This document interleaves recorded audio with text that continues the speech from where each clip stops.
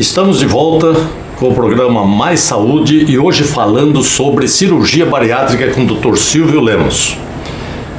No bloco anterior eu perguntei ao Dr. Silvio e ele vai responder agora sobre a questão do paciente que sai de uma tendência, ou seja, a tendência da polifagia, o excesso de alimentos, e uma vez agora operado, ele mudar a sua tendência.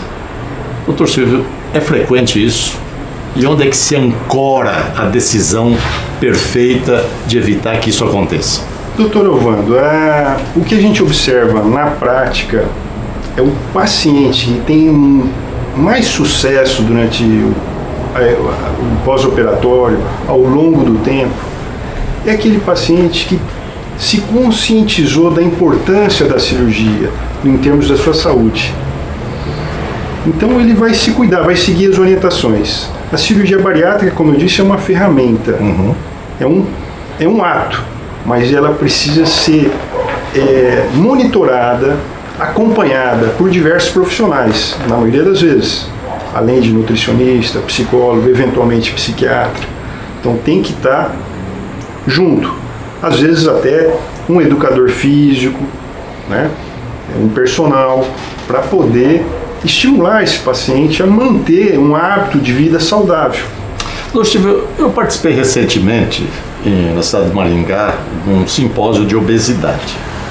Me pediram para falar sobre a questão cardiovascular especificamente. Eu vi a preocupação de um professor de educação física sobre a questão do abandono da maioria dos pacientes que são submetidos à cirurgia bariátrica, do acompanhamento psicológico e às vezes psiquiátrico.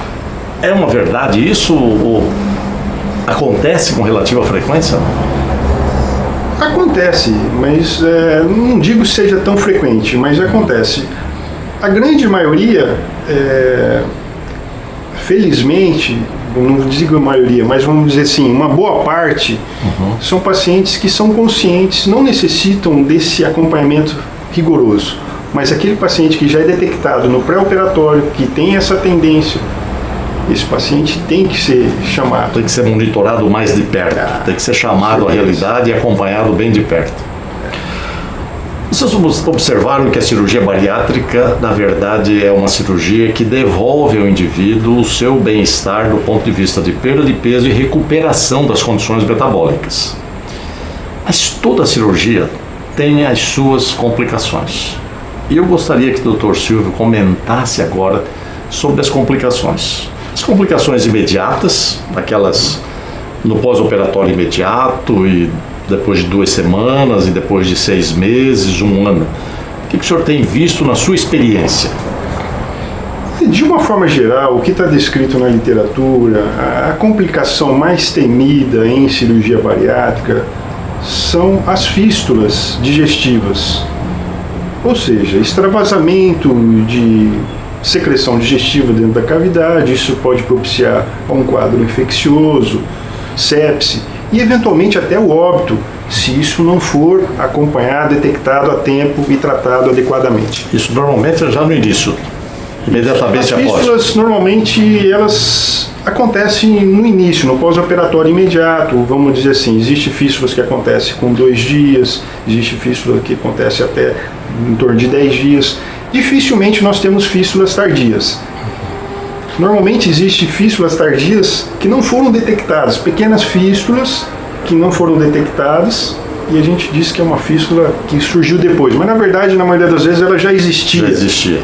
E ficou mais ou menos bloqueada. Né? E as complicações de médio tempo? 6 meses? Na verdade, existem as complicações nutricionais, né? Dependendo da técnica cirúrgica, isso pode dificultar a absorção de nutrientes. Então, por exemplo, uma cirurgia que desvia o duodeno vai prejudicar a absorção do ferro, vai diminuir a absorção do cálcio. Esse paciente pode ter deficiências. Mas isso é planejado ser reposto? Isso, é planejado ser reposto.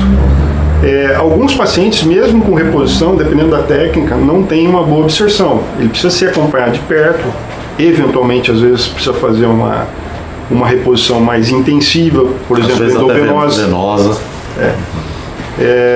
Mas por isso que é importante o paciente fazer a cirurgia e ter o acompanhamento.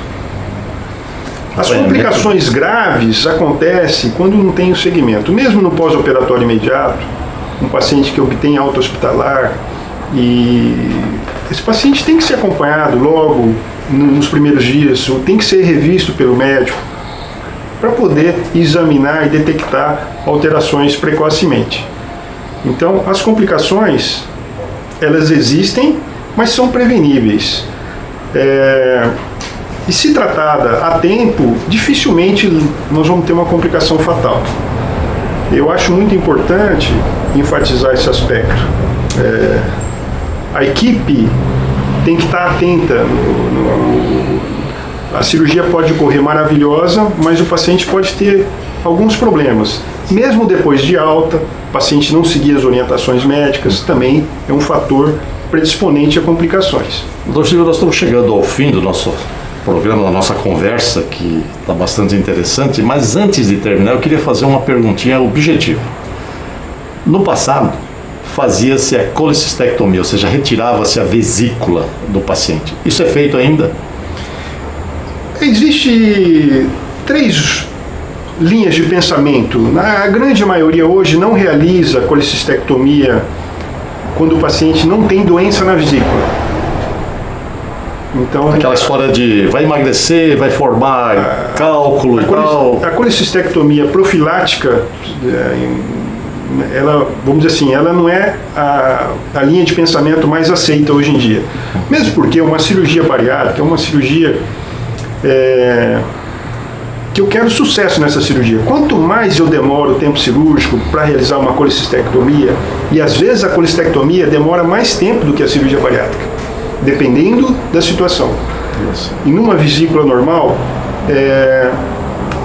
não considero, eu particularmente, e a maioria dos cirurgiões hoje em dia, não fazer colecistectomia profilática, apesar de sabermos que existe uma incidência muito alta desses pacientes desenvolver litíase biliar ao longo de alguns meses de pós-operatório.